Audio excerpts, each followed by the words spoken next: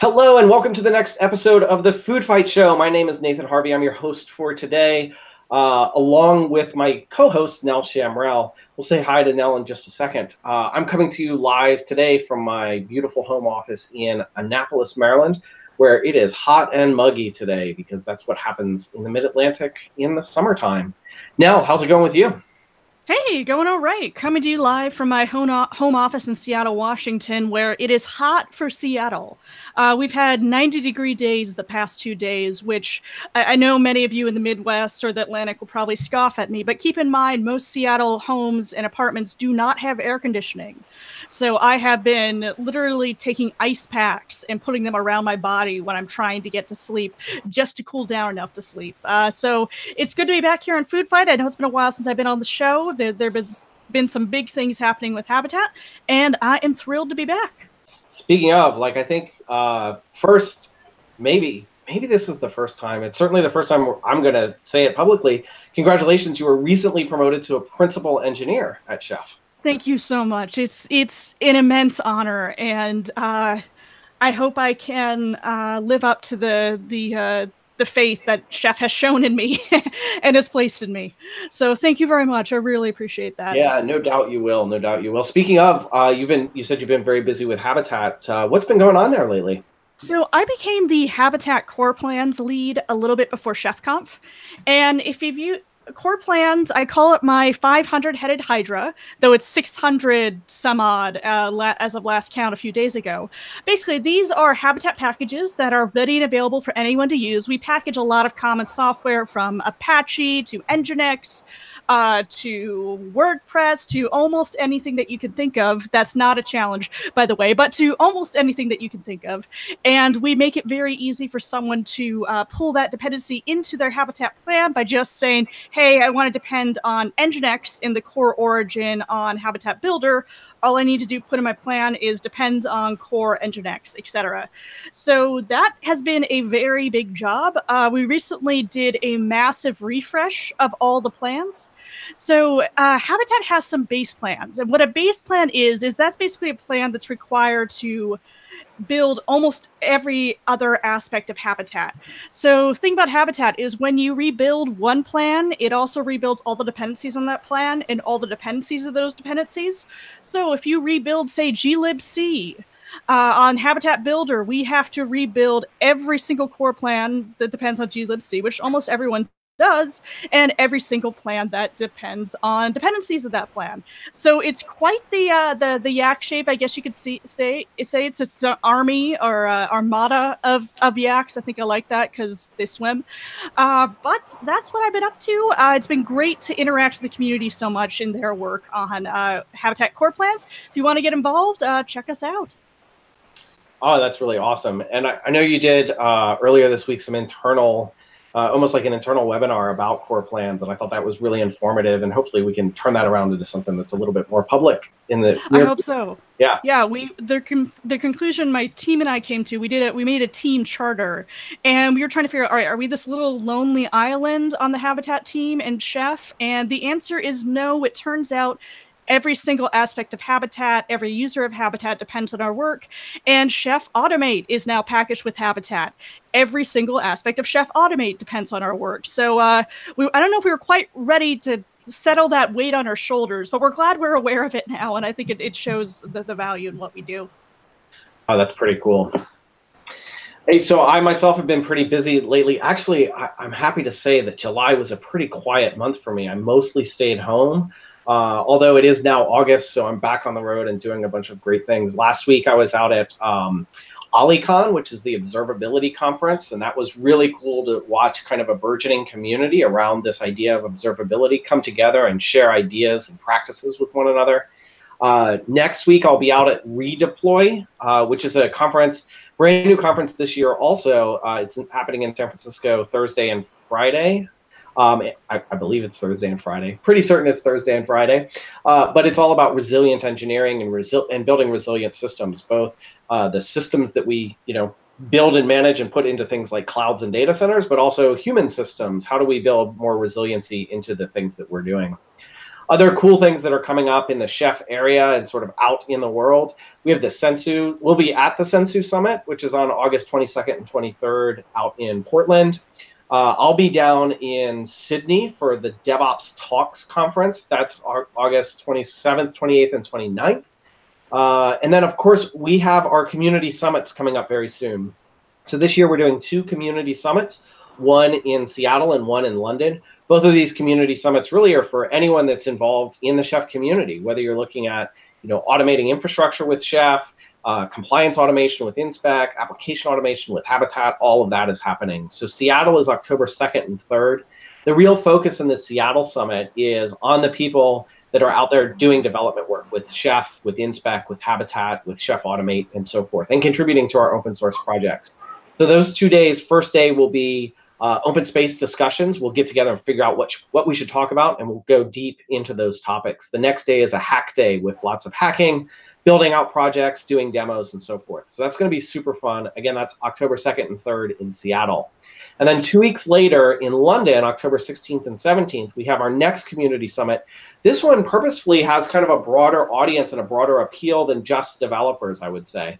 So in that one, we're going to have some product updates, some demos, some customer success stories and case studies. We'll, of course, have some open spaces, but we're also going to have some hands-on workshops, which are new this year for the London Summit. And then another thing that's new this year for the London Summit, you'll have the opportunity to take certification exams. So if you're on the path to becoming a Chef Certified Developer, you can sit one of your exams while you're there, earn another badge on that journey. So lots of good stuff coming up in the next couple of months I'm excited about. And I get to go to the London one this year, which I am so excited about, and looking forward to tea and theater and seeing all the wonderful chef community in Europe, many of whom I haven't met yet. So I will see you all there. Yeah, it's awesome. Awesome. Hey, well, let's get on with our show, and let's see. So today we're going to talk about this practice, this job, this role called product marketing. And we have a couple of product marketing managers on the call with us. And I think it's fair to say that both of our guests are relatively new to the role of product marketing or product marketing management. And so without much further ado, let's go ahead and get them introduced. So we'll start off with a first-time Food Fight Show attendee, participant, Chris Short. Welcome to the show. Hey, thanks. Appreciate you having me on. Man, it's our pleasure. So, Chris, for our listeners, why don't you go ahead and introduce yourself? Tell us a little bit about your background. So I'm Chris Short. I spent time in IT before the dot-com bubble, so that kind of dates myself.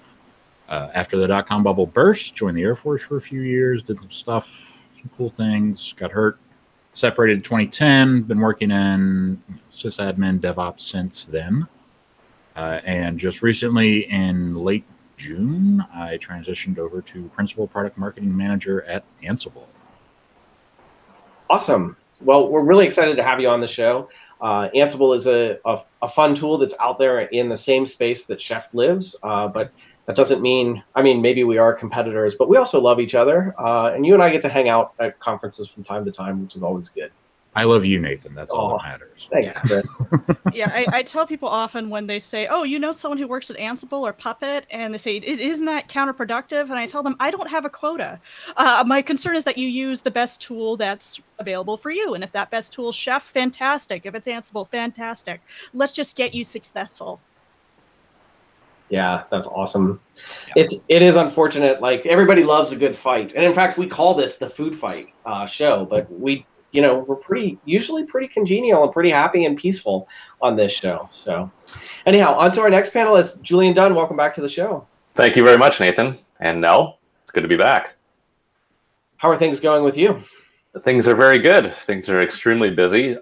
So I guess I should introduce myself, because I think the last time I was on the show, I was definitely not in this role. So I'm Director of Product Marketing at Chef, and Chef is a much smaller company than Red Hat. So I'd probably do a lot more things to a smaller degree of depth than Chris does. But my background is in product management. Prior to this, I was product manager at Chef for 3 years. And then before that, I was a consultant for Chef. And before that, my background is in systems administration and DevOps. And prior to that, I was a software engineer. So I've sort of been all over. I get bored really quick. So that's the reason I jump around a lot, do a lot of different roles. Our product manager on Habitat, Tasha Drew, I know has referred to you as the Tim Gunn of product marketing. You tell us what works and what doesn't work, and you're usually right. And there's usually a stream of GIFs that then ensue in the channel because there are a lot of Tim Gunn animated GIFs out there. Or GIFs, I don't know how you pronounce it. That's a source of debate. Speaking of fights. Exactly. Speaking of fights. Yes, let's do it. And Julian, it seems like you've had so many different roles at Chef. My question to you is, when are you going to move to accounting? I haven't sold the software yet, so maybe that would be my next stop. But yes, I have never worked in accounting, HR, or sales, and I think that's about it. All right. Well, it'll be fun to have you back on the show, and we can talk about how accounting and DevOps are related to one another, and budgeting and all of that. That would be great. But today we're talking about product marketing. So maybe we'll start just with a definition. Chris or Julian, do you want to take a stab at what exactly is product marketing, and what is the role of a product marketing manager? Ooh. I'll let Julian take that one. Okay. I mean, technically, by the book, the way people describe it is, well, the product marketing manager or product marketing function is there to message and position products to the market. Now, what the heck does that mean for the layman that's listening to this show? Effectively, what my job is to describe what the products do, how they actually help solve customer pain, and really try to make it and turn it into from something that's really, really philosophical or visionary into something that folks can actually apply on a day-to-day basis. That's really what messaging and positioning is about. Now, from that sort of core, there's all kinds of other additional activities that we do. If you think about explaining what we do to people, it's like not only explaining it to our users and customers, people that actually are making those decisions, but also so that I'm not flying around the country like a mad man.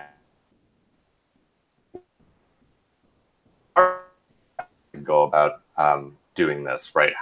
So part of my job is also training sales reps how they should pitch and talk about the product. And then also part of my job function is also serving as a spokesperson for Chef as well, dealing with analysts, again, same kinds of things, right? When we come into, analyst reports and things they have, there's these instruments like Forrester Wave and the Gartner Magic Quadrant and these sorts of things, right? So it's talking to them and explaining to them how the product works and how we actually solve customer pain.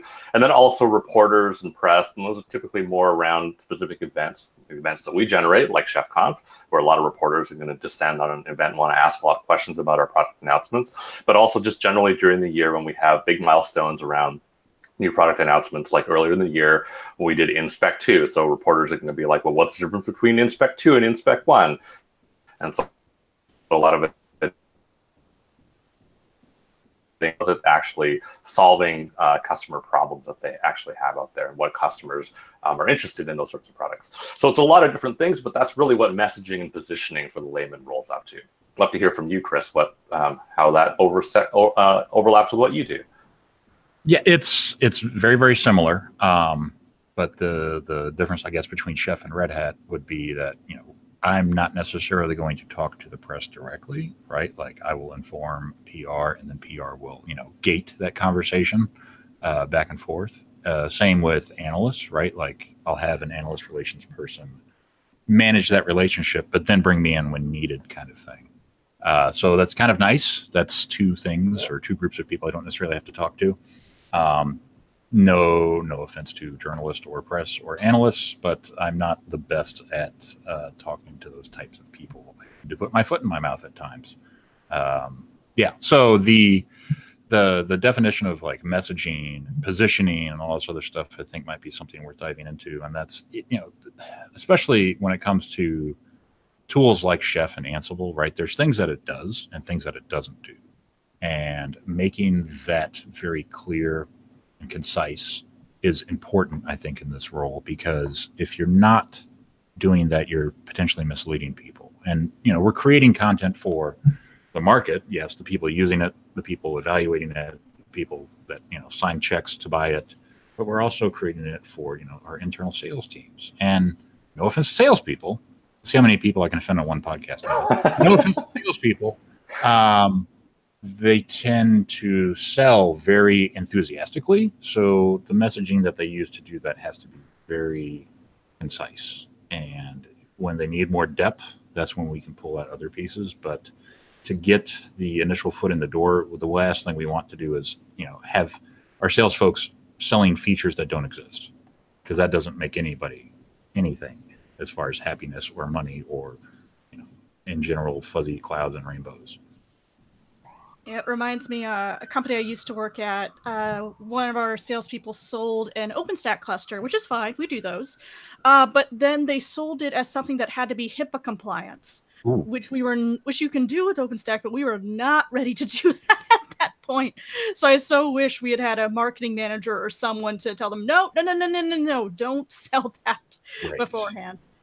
Now that's interesting, because there are some spots where we're, very clear to people, right? Like, if a customer has, or if a potential has this, just walk away, right? Like, we're very cognizant of that, at least at Red Hat, because, there's no sense in trying to reinvent the wheel with some of these companies, right? Like, if you're very happy with Chef, I can't, convince you not to be happy with Chef, right? Now, if you're unhappy with Chef, I can definitely throw my hat in the ring, but there's no sense in me trying just for the sake of trying, right?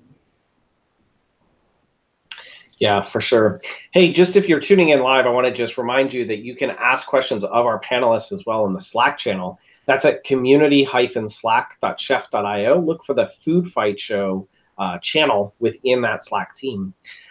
So, Chris, speaking of using Chef and sort of the comparisons between Chef and Ansible, I'm not going to ask you to walk down those differences today. But what I am interested in is, you were at ChefConf and you gave a talk there, and so I'd love to just hear sort of a little bit about what your talk was about, which maybe has nothing to do with product marketing, but I think it's a good thing for us to chat about for a second, anyhow.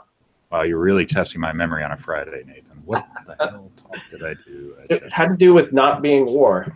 Oh, yeah. Devops is not war. So, the premise of the talk is that human conflict is natural, especially whenever there's change, and specific change regarding, the established, thing, be it a government, be it a country, be it a silo in your enterprise. That established thing will always, or not always, but the vast majority of the time will conflict with the up and rising thing. So it was very much a talk about silos and DevOps, but actually breaking down the history of some of these conflicts and what went wrong and how to prevent them in a DevOps kind of philosophy. So taking a lot of history from Thucydides, the Athenian philosopher, and a gentleman named Graham Allison, who is a Harvard professor, and he has worked with every administration since the Kennedy administration or Reagan or something like that. Been a long time. So yeah, very smart researchers and philosophers. Thucydides specifically, because he was the first person to be like, hey, the gods didn't actually intervene with this. There's actual cause and effect here. So, and then Allison to come in with the idea of the Thucydides trap, which is that the conflict is the norm, not the exception, to rising powers conflicting with established powers. And that's kind of like day-to-day life, right? Like, a new person comes into work and they're all enthusiastic and blah, blah, blah. And then, and in a, poorly managed organization, somebody will sit them down and be like, listen, this is how things go. Stop trying to, rock the boat. In a well-managed organization, they will embrace that and move on with life. So, yeah. Awesome. And so, you've recently made a transition into product marketing. I'd love to understand, both from you and Julian, you were both engineers before. What kind of drove that decision-making process? And maybe now that you've both been in it, at least for a little bit, what surprised you now that you're in that role? Well, so I've always kind of done some degree of marketing, right? I feel like social media or blogging or anything is a facet of marketing. It's definitely not the whole kit and caboodle. But last year, I kind of tackled the idea of building a brand for myself, which sounds very egotistical, but I started to notice that people that got their talks accepted at the conferences I was going to had a very cohesive like message. Like, this is who I am. This is what I do. So I started to tailor that because I often approached, my personal brand before I actually focused on it into just kind of this multifaceted, I can talk about anything, foreign relations or military or tech, just throw it at me. And no one really actually wants to hear about those three things all at once. So a little more focus. And that kind of led to interesting opportunities with working specifically with like social media managers or marketers, because those efforts worked to a lack of direction, but definitely like the goal was accomplished. So when I was approached with the product marketing role, specifically because I was so technical, like help us shed some light on why Ansible and DevOps and all these other things, it really appealed to me because I spent a lot of time trying to help people embrace DevOps, like on the ground, writing code and advocating for DevOps. So now let's actually put some product marketing type stuff together to make it more coherent for the layman, because it's a very interesting dynamic for me, especially because my boss is very much like a marketer, has been marketing for a long time, and I've very much been an engineer. So it's like a good blend of marketing savvy with like no BS kind of tech experience. I remember it comes around every few years, but there's a screen cap someone took. I think it was Fox News explaining what GitHub is. Okay. And it's wrong. And if you want to look for, imagine that, if you want to look for it, you can. And what I'm getting at here is when Ansible is a product, I think largely for engineers, a lot of chefs projects are largely for engineers, not solely, but largely. If you don't have marketing that, number one, is technically correct, because the engineers love to tell you you're wrong, and they're usually right when that happens. But if you don't have that kind of messaging, your product's not going to resonate with the people you're trying to get to use your product. Right. Like a few weeks or months before I joined Red Hat, I was actually on a call with the customer at my previous position, and we were talking about an engagement to kind of help them embrace DevOps. And the customer actually told me, yeah, like DevOps has been a 4-letter word here for the past like 3 years. If you said it, you got kicked out of a meeting. It was like, whoa, like to hear that and to realize that like the internal marketing that they needed to do to kind of help them embrace just the idea of DevOps, let alone different tooling or different processes, right? Like the idea of kind of collaboration, metrics driven, infrastructure and development, really kind of it shook me that it was a 4-letter word, but it really shook them to say like this isn't actually a bad thing. I kind of made this observation yesterday as I was looking at other competitors' collateral, not yours, by the way, other folks, but people that are like, I think customers often get a bad taste in their mouth about DevOps, cloud native containers, or whatever, because you have a sector of the industry and these vendors that are like, hey, it's a new buzzword that we can slap onto our legacy technology, right, legacy processes, and then just call it a thing, and then we'll hook some fraction of the economic buyer into buying some mainframe automation thing. And by the time they figure it out that it's not DevOps or it's not Agile or whatever, we already have their money and we're long gone, right? Yep. So this was, to me, one of the motivating reasons why I got into this, among a bunch of other things. But it's like, look, we want to do this right. We want to be authentic. We want to be correct, right? We don't want to overextend ourselves.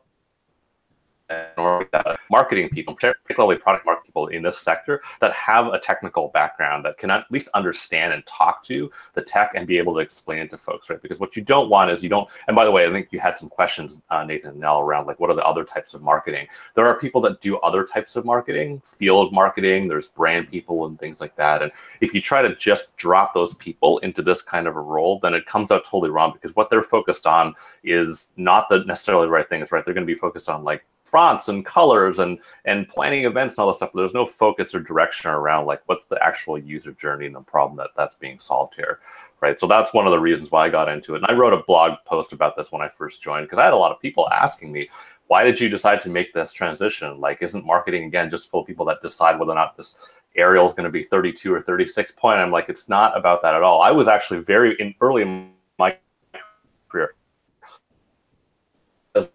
I completely 180 degrees and changed my perspective on it, because marketing done right is both authentic and helpful and informative to the people that you're actually trying to target.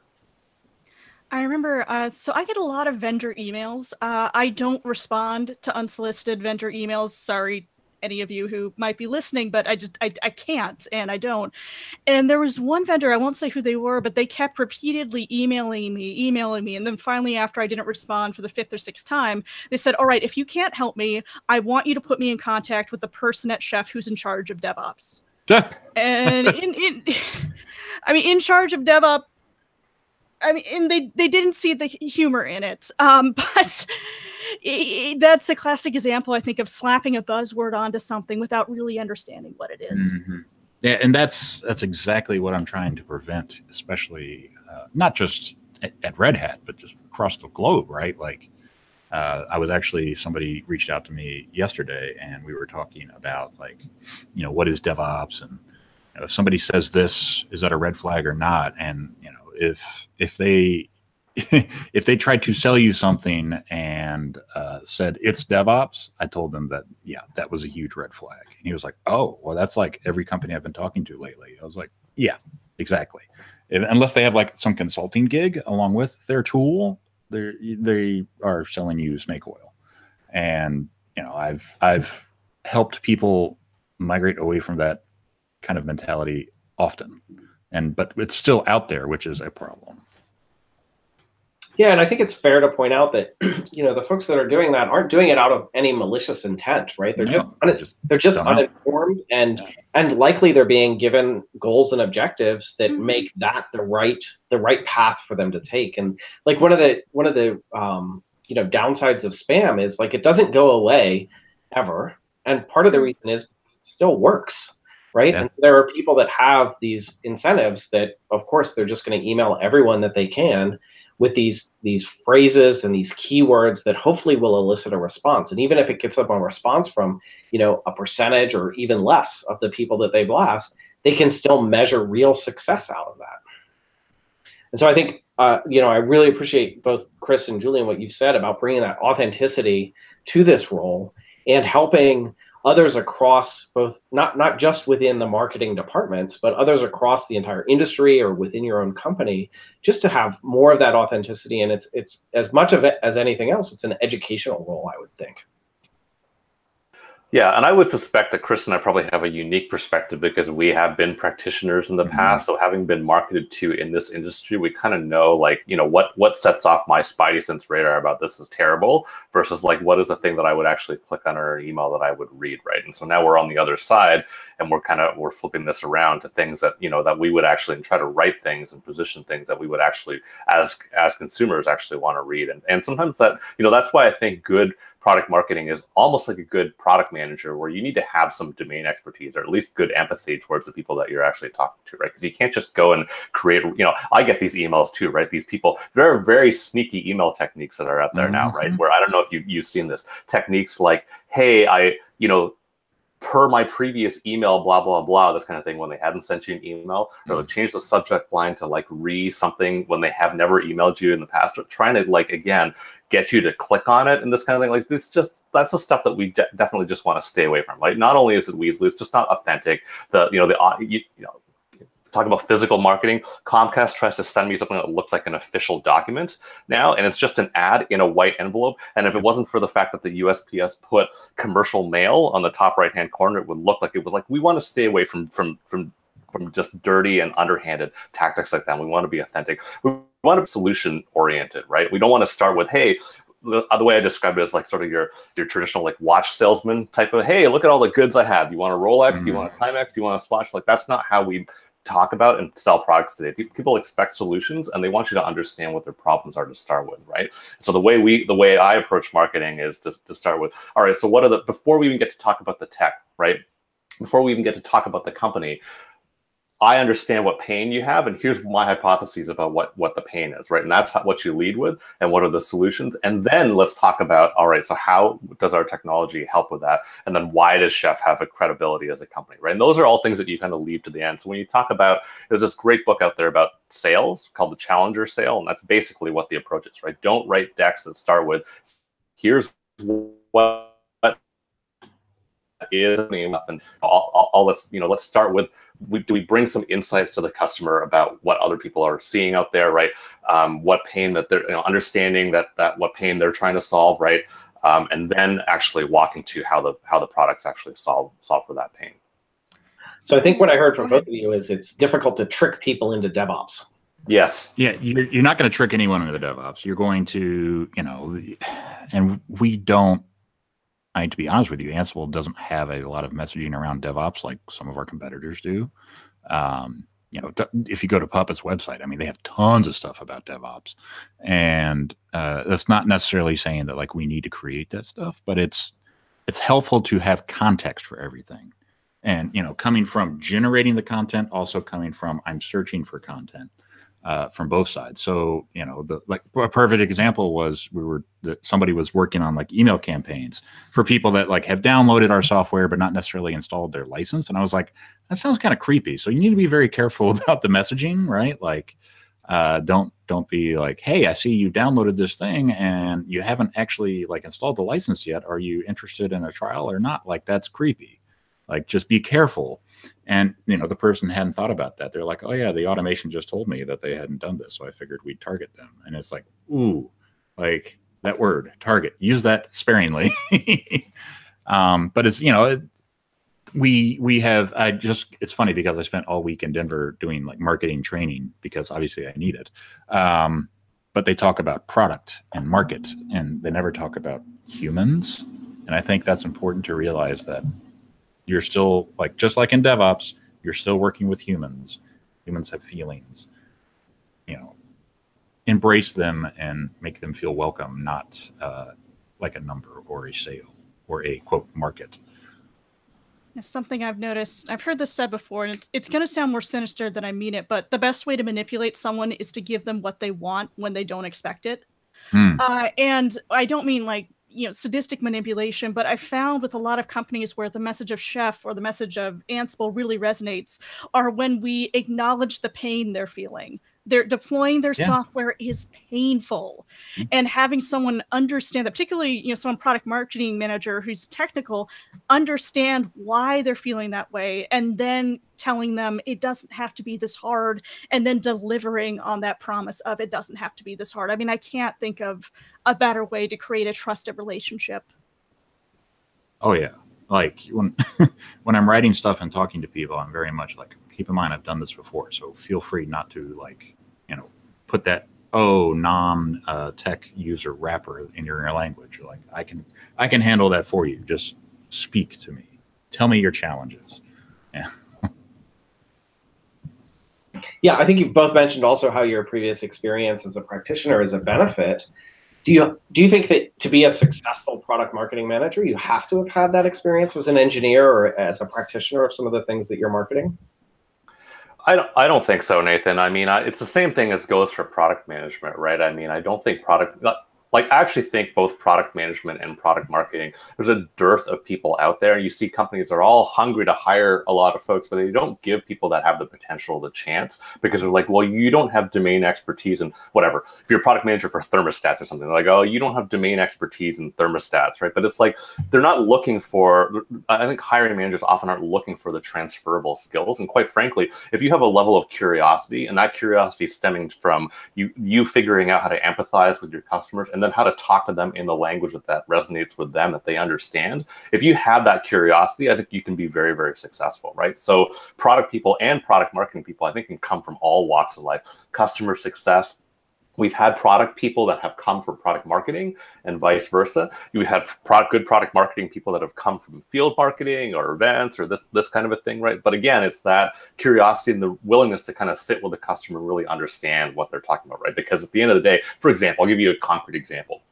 Where my technical background has helped is, for example, earlier this week, we did a webinar about using InSpec with Cisco iOS devices. Now, I'm not a network admin. I've never been, CCNA certified or anything like that.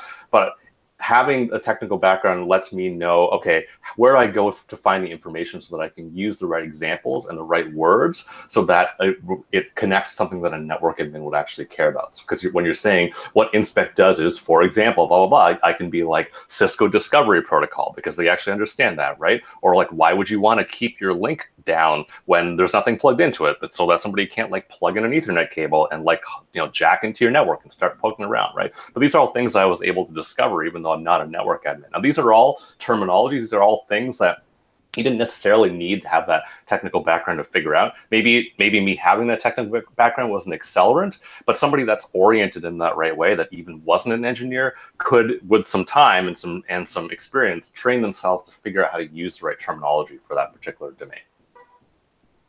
Absolutely. I think the perfect example is my boss. She is not, necessarily an engineer and doesn't have that super technical background, but she is very smart in the sense that she likes to learn and she knows who she should ask questions of.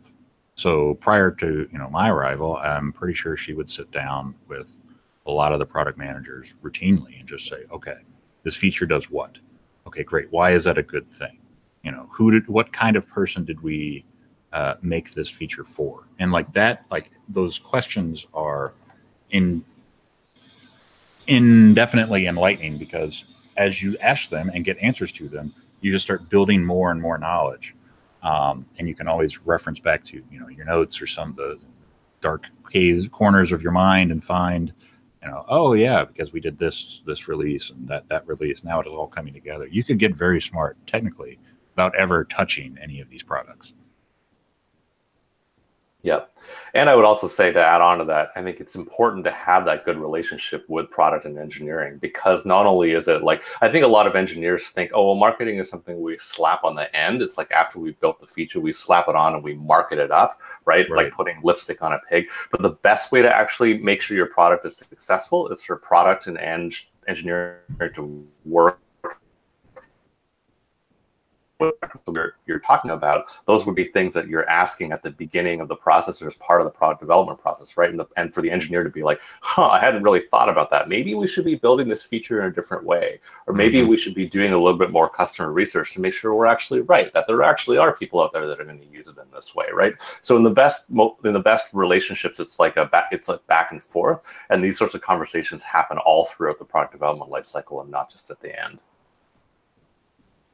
Yeah, and that's, the building a feature without research, I think, is crazy to me. And the idea of, doing that now, you have information, right? Like not using it and just thinking like inside out kind of mentality is like, customers don't know what they want, kind of the Steve Jobs quote, or Henry Ford, like if I would ask my customers what they wanted, they just would ask for faster horses and he needed a car. So the idea of, not reaching out to customers to an extent, I get, but to never do it, to never get feedback, and to never like embrace it as part of your product strategy or your marketing strategy, I think is insane.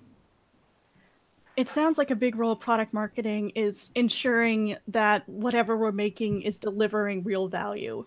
And there are people out there who can get value from it, whether that translates into dollars or usage, et cetera. It's just that I think I'm hearing that theme.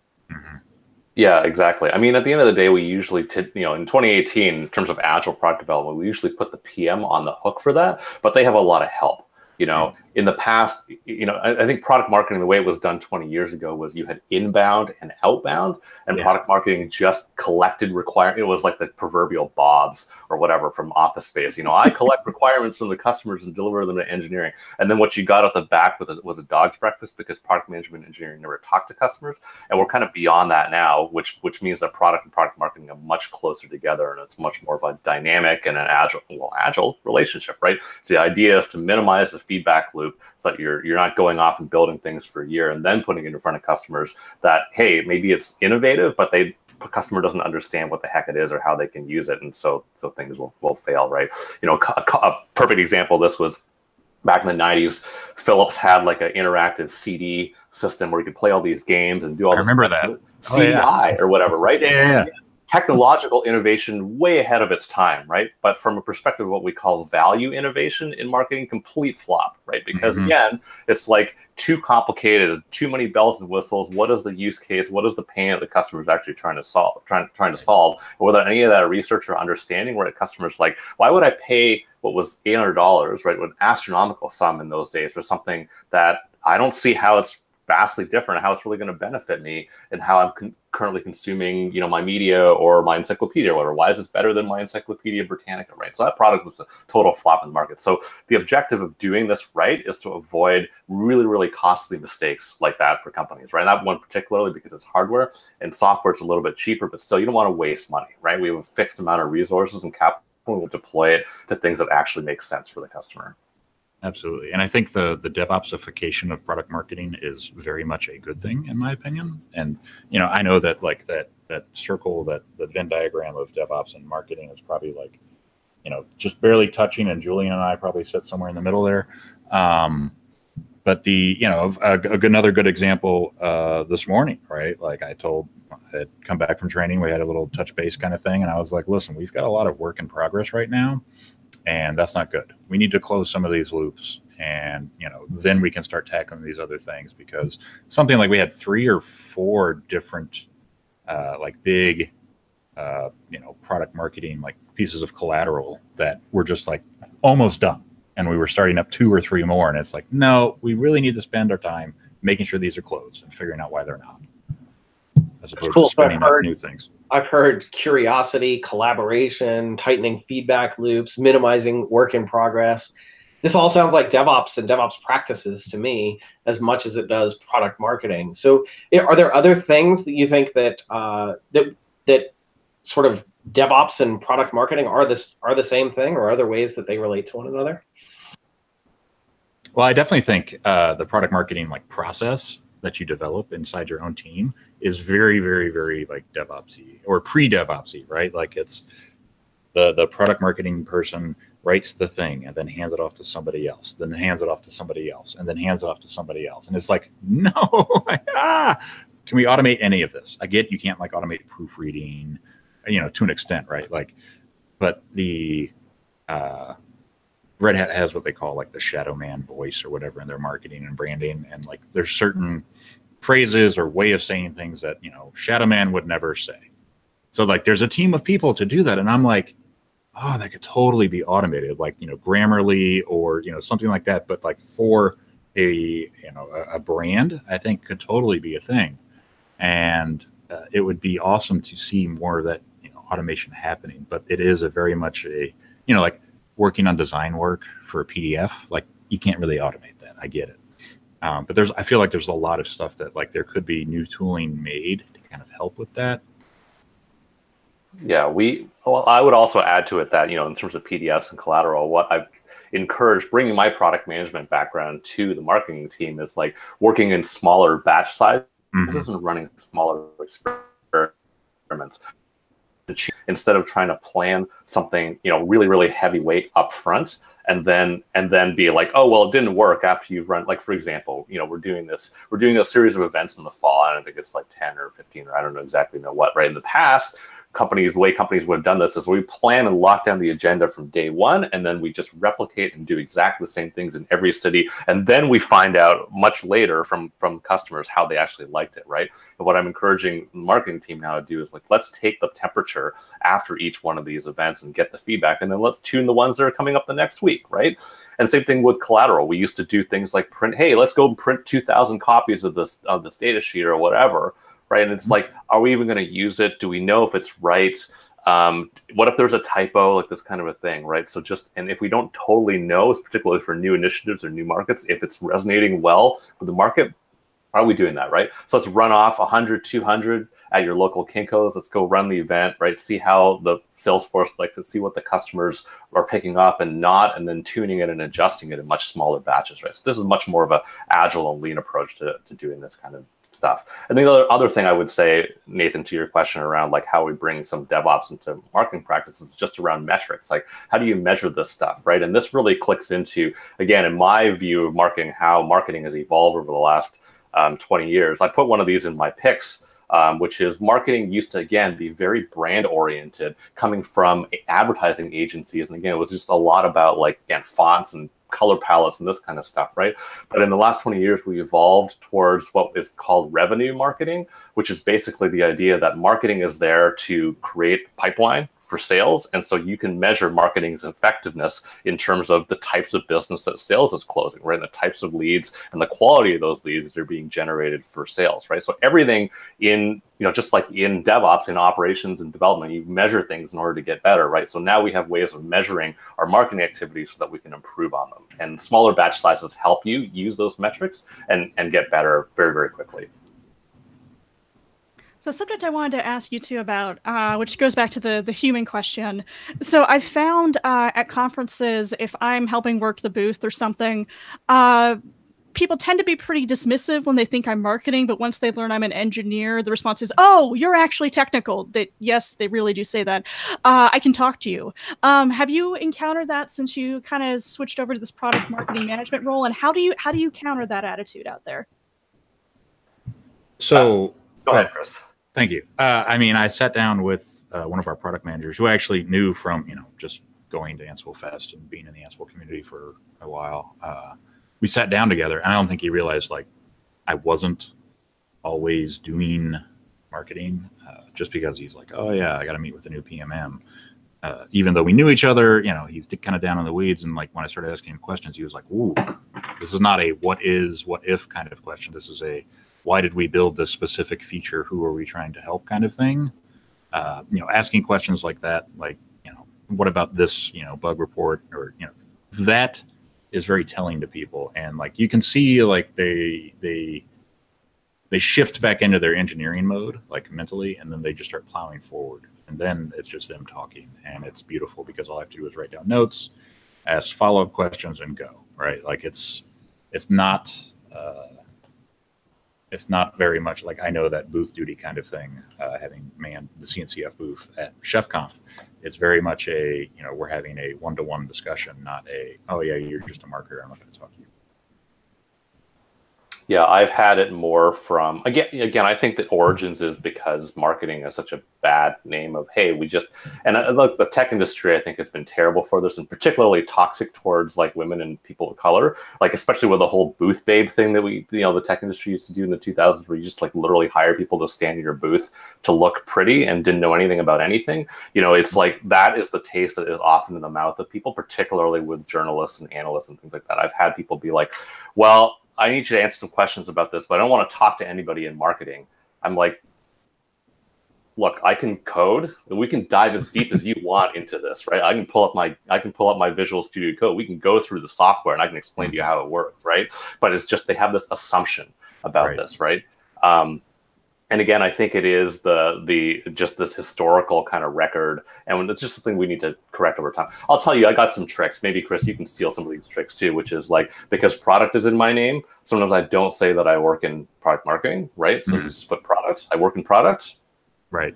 Nice. There you go. Right.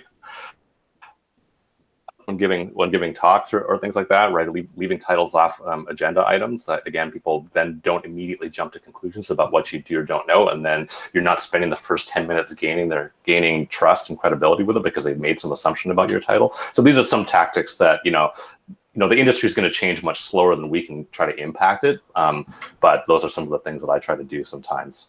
Not totally dishonest, right? I think it's like, I have a product background, so I think that's totally legit. But those are some of the things that I try to do. Interesting.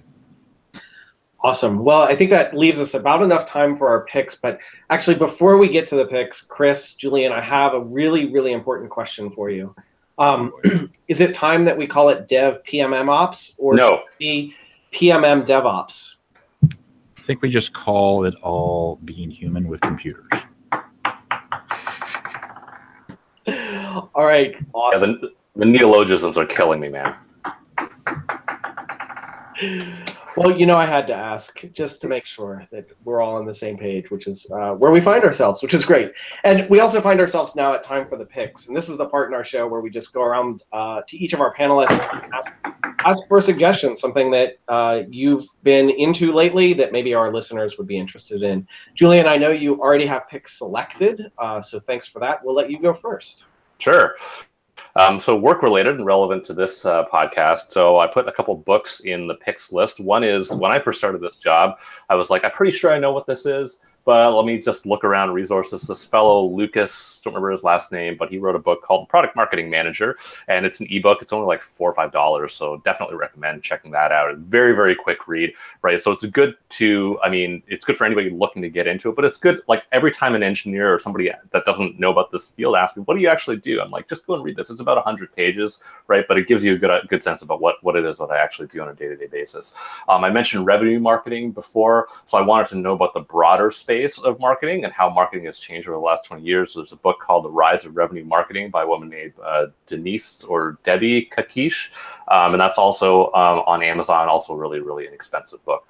And then in terms of what I like to do for fun, so I play video games, but I play a certain type of video game that's like very story heavy, right? Really good dialogue. I'm in marketing, so I'm like a good story, right? But good voice acting and this sort of thing, really story deep. And so a while ago, I was playing this series called the Life is Strange franchise. It's really, really long, like 3-part episodic. You can spend like dozens of hours playing this. And then, so they wrap that series up, but they're going to start a new series with different characters. And so they've released this free preview game. So you want to get a sense of what these types of games are like. Just go on Steam, and there's a game called The Awesome Adventures of Captain Spirit. And it's, you're basically playing through the eyes of this I think it's like a 9-year-old kid named Chris, funnily enough, and you get a good sense for what these kind of story-heavy games look like. So definitely recommend that. Oh, super cool. Nell, how about you next? All right. Well, I too love the Life is Strange series. I haven't played the new one yet. I'm still crying, though touch crying, not like bad crying, about Life is Strange Before the Storm. But anyway, I've got 2 recommendations. One is this book, let me get in front of my webcam, Good Strategy, Bad Strategy. So they're in product marketing managers probably know this in particular. There are tons of bad strategy books out there. And one of the key things this book makes clear from the beginning is this is an example of a bad strategy, which is often a list of goals without any indication of how we're going to get to those goals. And I'd say that's what like 80% of organizations do. So this one goes through, starting off why that doesn't work and has lots and lots of real life examples, and then goes into what actually makes a strategy that's, number one, achievable, and number 2, meets all the elements of a good strategy. So it's not one where they're going to give you a template for strategy, because I don't think you can. To be honest, I think it depends on understanding your org so well that you're able to harness the strengths and minimize the weaknesses of your org to create the strategy to success. The other one, which is also a video game pick, is I've been playing a lot of World of Warcraft lately, getting ready for the next expansion pack, which I think is hitting next week at the time we're recording this. If you've followed the Warcraft storyline, there's a lot of big things that are happening, and a lot of large events from the past that are being heavily referenced to. So I recommend checking it out. There's new content even now before the expansion pack is launched, and I'm looking forward to playing the expansion pack when it comes out. And that is it for me. All right, Chris, how about you for picks? So I did no pre-research. I think I asked you, Nathan, a couple weeks ago what the heck a pick was. And so I'm going to steal the themes, even though I have different answers. As far as books go, I think I've referenced Accelerate by Nicole Forsgren, Gene Kim, everybody else, probably 6 or 7 times since I've taken this role. And not talking about DevOps specifically, but just in general, like the processes and the measurements that they're using in the book to kind of feed back into that marketing loop, I think is important. So, laying out work, for example, visualizing it is something that I'm going to work on our team with. I have 1 or 2 people on board. Need to work on that a little bit more. So yeah, like the book is fantastic, and I highly recommend everyone in software in any capacity read it. And then the second thing, I was traveling this week, and I had moments of downtime, and I wanted a new game, and I heard about this cool new game called Pocket City, and it's like SimCity, but not EA crappily micro purchases and all that stuff. It's download it, you pay for it. I think it was like $4 or $5, and you can build to your heart's content. And there's no cheat codes, well, that I know of, and you just have to like not have a crappy city, and you'll have plenty of money there, and it just works like that. It's a lot simpler. Again, it's Pocket City. There's no upgrades or cheat codes or anything else. It just works, and you can just have this nice little kind of SimCity experience right there in your hand. And it was super fun to play, like waiting in line at airports and such. Nice. That's awesome. Except you stole one of my picks. I have Accelerate right here. Also, thank you, Dr. Forsgren, for writing that along with Jez and Gene. It is a great book, and I definitely recommend it. So given that, I do have two other picks, though. So next pick is the Devops Days DC conference happened back in June, and we've just now gotten around to publishing the videos. So if you want to get caught up on some awesome talks in our nation's capital, including one from Nell Shamrell Harrington, which was an amazing talk, I definitely recommend checking those out. You can look at the at Devops Days DC Twitter to find links to all of those recordings. Also, in the next, I don't want to make a commitment. So in the next year, I will take all of those talks and release them as part of the Devops Days podcast as well. If you haven't subscribed to the Devops Days podcast, you can check it out. We basically take talks that have been given at Devops Days conferences, and we just take the audio and release them as a podcast. Not really the best way to consume that content, unless what you want to do is go back and listen to a talk again. Obviously, you can't see the slides there, but I think it's worth checking out. And then my other pick will be a new library that I've been talking about recently. A good friend of the show, in fact, one of the earliest co-founders of the Food Fight Show, Matt Ray, released this little library called Iggy. And Iggy is actually an inspec generator. And what it will do is, if you're using Terraform to spin up infrastructure and you're using inspec to validate that infrastructure, you can point Iggy at your Terraform state files, and it will generate inspec controls for all of the resources that are in that Terraform state file. So simply by running Iggy against your Terraform state file, you get a huge, well, depending on the size of your infrastructure that you've set up with Terraform, but you get an inspec control for every resource that's in there, including things like your security groups, your elastic load balancers, your AMIs that you've spun up, and so forth. So check out Iggy. Of course, we'll put links to all of this in the show notes, including a link to Nell's talk, including a link to Chris's talk from ChefConf, and yeah. All right. Well, thank you so much, Nathan, and thank you so much, Chris and Julian, for joining us today. This has been a really great conversation. As always, you can check out the Food Fight Show website or follow us on Twitter and get notified about upcoming shows and when we release them. And remember the Chef Community Summits and ChefConf coming up. And have a wonderful rest of your day, everyone. And since we're recording this on a Friday, have a wonderful weekend. Take care, everyone.